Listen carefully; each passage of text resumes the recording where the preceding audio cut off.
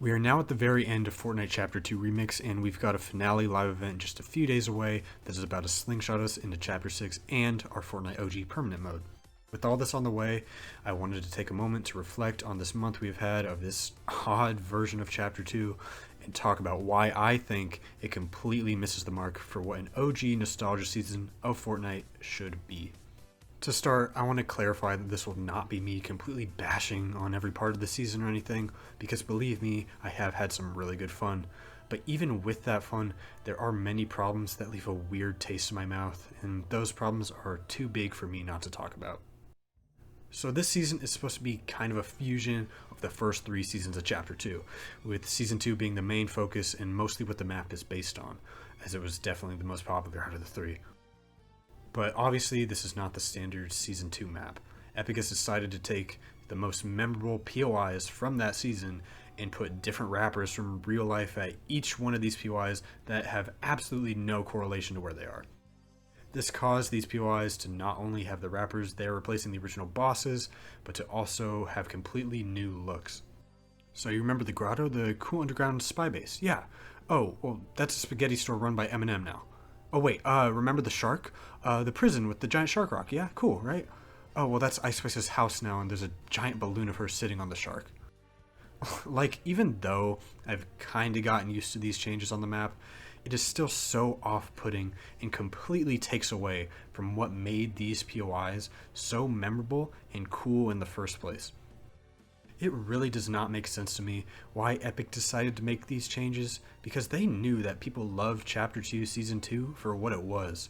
From what I know, there isn't anybody saying these POIs need more or they're not interesting enough. Fortnite knows we love Midas, Meowscles, Brutus, Sky. They don't need to replace their own iconic characters with big name rappers.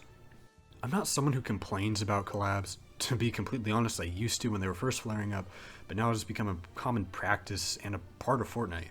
And I'm not someone who cares about collab themed POIs on the map either. But it is very annoying and weird when the whole theme of a season is going back in time to revisit and replay these old locations and gameplay loops from previous seasons, but we don't get to revisit those locations, minus the yacht, the rig, and now Catty Corner, but instead get to visit weird versions of them that are now Snoop Dogg's house. With this being a throwback season, it's hard not to compare it to Fortnite Season OG of last year, which was one of, if not the biggest Fortnite season to date. The season gave us a nostalgic blast at Chapter 1 by flinging us through different seasons each week, starting from Chapter 1 Season 5 and ending on Season X. Even though the map didn't really have some old locations from later seasons like Polar Peak and the volcano, it was still undoubtedly older Fortnite. Now I want you to imagine, during that season, Epic Games taking, I don't know, for example, Tilted Towers and turning it into Radiohead Residence. Like, imagine how crazy and weird that would be. And imagine how much it would take away from the fun and the charm of the original season. You don't want a band or artist taking over an old nostalgic POI you once loved. It's become more and more clear to me over time that Fortnite is losing confidence in their own ideas, and it seems like the only way they feel like they can keep players engaged is by dropping random collabs onto the map with no explanation. And it is very odd and honestly feels wrong to me that one of these collabs they chose for Remix is Juice WRLD, who obviously sadly passed away in 2019. Like, even though I don't like Snoop, Ice, and Eminem being dropped onto the map, at least they don't feel morally confusing to add. I'm honestly worried for the future of Fortnite's collabs if they are now starting to add people who we have lost. Maybe I'm looking in a bit too far with that, but that is something I haven't heard too many people bring up about this season, which I honestly feel like should be discussed more.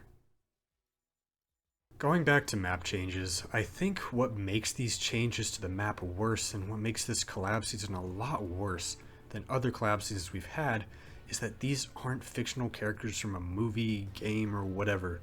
These are real people who are just here for no reason other than what seems to be showing off their name in a big game. They're not some character like Iron Man that is being put in as a part of the story of the game. And don't worry, this isn't going to turn into a Fortnite lore video, but I do want to bring it up to make a point. What made, for example, Chapter 2, Season 4 feel so much more natural is the fact that it was woven into the story, frankly, pretty well. Galactus was on track to come into the Fortnite island to consume the Zero Point, and Thor arrived to warn everyone and set up defenses. And that whole season led up to, in my opinion, one of the best events we've had and probably ever will have. It had great consequences to the Fortnite map and story going forward. But with this season, Snoop Dogg and all the others just kind of appeared. Like, yeah, there was the remix prelude event, but let's be honest, what was this? This did not feel like a smooth transition into the next season and did not give even a little bit of explanation as to how this season is happening. It doesn't even explain how we're going back to the Chapter 2 map, and didn't really explain how these rappers are here, unless you count Snoop and Ice Spice getting engulfed by a light at the end. But still, I don't know what's going on with that. My point is, whether you're someone who follows the story or not, you have to realize having some kind of decent narrative in Fortnite makes the events and the seasons they're connected to feel so much more impactful. Like I said earlier, there is still the remix finale event on the way, which is apparently a lot larger in file size than the prelude, which is pretty promising. But I just hope they give us some kind of clean, satisfying transition into Chapter 6. Even if it's not heavily story related or anything, because it seems like Fortnite has kind of thrown the story to the side ever since Donald Mustard left, but that's a problem for another video.